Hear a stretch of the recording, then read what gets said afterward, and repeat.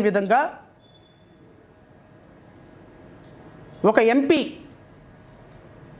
Drugs కేసులో పట్టుబడితేనంట party కార్యక్రమాలకు దూరంగా ఉండక ఆయన దగ్గరకు ఉన్నాడా? కాదండి. ఆ తిరుపతిలో ఒక ఆయన ఉన్నాడు, కిరణ్ రాయల్ అని, నా మిత్రుడు. పాపం కిరణ్ రాయలు ఒక అమ్మాయి కిరణ్ రాయల మీద విపరీతమైన వెలిగేషన్ చేసి వారం అంతా 10 రోజులంతా అదే చేస్తే కిరణ్ రాయల్ని ఏం చేశారంటే ఈ సోకాల్డ్ మహానుభావుడు, మహిళల కోసం, మహిళా ఉద్యోన్నతి కోసం చేసేటువంటి మహానుభావుడు పార్టీ కార్యక్రమాలకు దూరంగా ఉండాలంట. మీదొక పార్టీ, మీదొక కార్యక్రమాలు ఏమున్నాయా? మీ పార్టీ కార్యక్రమాలు దూరంగా ఉండక 25 నెలల నుంచి మీ పార్టీకి ఏమైనా కార్యక్రమాలు ఉన్నాయా దూరంగా ఉండక? అరే నిన్న ఆవిర్భావ దినోత్సవం కూడా ఎక్కడ పెట్టాల్సి వచ్చిందో అని చెప్పి తలుపులు వేసుకుని డోర్లో కూర్చొని చరిత్ర మార్చేటువంటి కంఫర్టబుల్ పొజిషన్లో ఉన్నావు. మనకు రావాల్సిన 10 కోట్లు రోజుకి వచ్చేస్తున్నాయి. పాప మనల్ని నమ్మి ఒక 10% 7% ఓట్లు వేశారు, వాళ్ళు ఎప్పటికీ ఉన్నారు. సో పవన్ కళ్యాణ్ గారు చాలా కంఫర్టబుల్ పొజిషన్లో ఉన్నారు. నెలకు 300 కోట్లు వద్దన్నా వచ్చి పడుతున్నాయి, హ్యాపీ. ఈ 3 సంవత్సరాలు వచ్చి పడతాయి. కింద పడినా, మీద పడినా, బాధపడినా, మంచి పడినా, చెడపడినా ఆ 300 కోట్లకి నష్టం లేదు. హ్యాపీగా చరిత్రలో ఎన్నడూ చూడని డబ్బును చూస్తున్నారు. అట్లా బయటకు వచ్చి అడుగు పెట్టగానే హెలికాప్టర్ రెడీగా ఉంటుంది, స్పెషల్ హెలికాప్టరు. ఎవరికైనా ఉందా? ముఖ్యమంత్రికైనా ఉందా లేదా కానీ ఉప ముఖ్యమంత్రి గారికి ఉంది. ఇలా వెనక్కి తిరిగి చూడగానే 200 మంది హోంగార్డులు, 200 మంది మిషన్ గన్లు పట్టుకొని ఉంటున్నారు, సెక్యూరిటీ. మాదాపూర్ వెళ్ళినా, అనకాపల్లి వెళ్ళినా, అమలాపురం వెళ్ళినా స్పెషల్ హెలికాప్టరు. పాప సెంట్రల్ గవర్నమెంట్ నుంచి 4 రూపాయలు వస్తే, ఆ సెంట్రల్ గవర్నమెంట్ నుంచి 4 రూపాయలు వస్తే ఏదో ఒక రోడ్డు వేస్తారు ట్రైబల్ ఏరియాలో. ఆ రోడ్డు దగ్గర నుంచొని స్టిల్లులు పెట్టి ఫోటోలు దిగుతారు. ఆ ఫోటోలు మళ్ళీ సోషల్ మీడియాలో ఇదే కదా నీ కథ అని వెనకాల నుంచి ఒక మహర్షి సాంగు.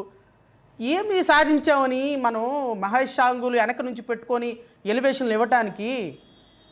మనం ఏంటి సెంట్రల్ గవర్నమెంట్ నుంచి ఫండ్స్తో ట్రైబల్ ఏరియాలో ఒక రోడ్ వేస్తే చరిత్ర మారిపోయినట్టేనా? అదేదో సినిమాలో బ్రహ్మానందం ఆలీకి 10 పైసలు వేసి పో పండగ చేసుకోపో, అదేంటి సంక్రాంతి పండుగ, దసరా పండుగ చేసుకోపో అంటే ఆలీ అడుగుతాడు, ఏం పండుగ చేసుకోవాలరా నువ్వు వేసిన రూపాయితో అని. అట్లాగా మీరు వేసిన రోడ్డుతో ఏం చేసుకోవాలి వాళ్ళు? పవన్ కళ్యాణ్ గారు అది మీరేమో సొంత డబ్బులతో వేయించాల, కేంద్ర ప్రభుత్వం నుంచి వచ్చిన నిధులతో రోడ్లు వేయించారు. ఆ ట్రైబల్ ఏరియాలో వెళ్ళి ఆవిర్భావ దినోత్సవం పెట్టుకుంటే ఎవరికి మంచిది? మీ ఆవిర్భావ దినోత్సవం మీరు పెట్టుకున్నారు, దానికి ఇదే కదా అని మహర్షి సాంగు, శ్రీమంతుడు సాంగ్ వేసుకోవాల్సిన అవసరం ఉందా? ఏం సాధించామని మనం?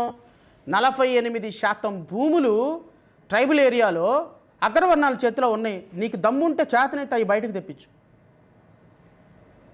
3700 ట్రైబల్ పిల్లలకు రావాల్సినటువంటి ఉద్యోగాలు వాళ్ళు అదర్ దాన్ ట్రైబల్ తోటి ఫిల్ చేసి కొన్ని లక్షల మంది నిరుద్యోగుల ఆశల మీద నీళ్లు చల్లింది మీ ప్రభుత్వం, మన కూటమి ప్రభుత్వం డిఎస్సిలో.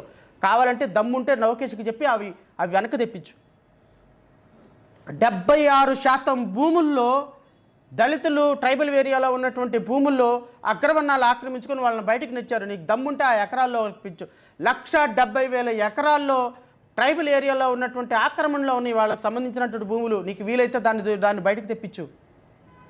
ఈ రోజు వరకు GOMS నెంబర్ 3 పునరుద్ధరిస్తామని మీ మేనిఫెస్టోలో పెట్టుకున్నారు. ట్రైబల్ ఏరియాలో ఉన్న పిల్లలకి ట్రైబల్ ఏరియాలో వాళ్ళతోనే వాళ్ళకి ఉద్యోగాలు వాళ్ళతోనే పూరిస్తామని అది మీ మేనిఫెస్టోలో ఉంది. వీలైతే నువ్వు మాట్లాడితే మేనిఫెస్టో కంబైన్డ్ మేనిఫెస్టో కదా, వీలైతే దాన్ని చేపించు. ట్రైబల్ ఏరియాలో ఇప్పటికీ కూడా మంచాల మీద తీసుకొని డెలివరీ కాకుండా 40% మంది ఆడవాళ్ళు చచ్చిపోతున్నారు. ఒక తలకాయ నొప్పి వచ్చినా, ఒక జ్వరం వచ్చినా 40-50 కిలోమీటర్లు వెళ్ళి హాస్పిటల్కి వెళ్ళాల్సిన పరిస్థితి ఉంది. మీరు వీలైతే వాటిని చేయించండి అయ్యా. అది పక్కన పడేసి 10 అడుగుల రోడ్డు ఒకటేసి దాని దగ్గర నుంచి తలగుడ్డ కట్టుకొని ఫోటోలు దిగి ఇదే కదా అని సాంగులు పెడితే నమ్మేసేటువంటి పిచ్చోళ్ళు ఉన్నారా ట్రైబల్ ఏరియాలో? వాస్తవాలుగా మాట్లాడండి సార్. తప్పు మీ మ్యానిపులేషన్ రాజకీయాలు ఇక్కడ కుదరవు.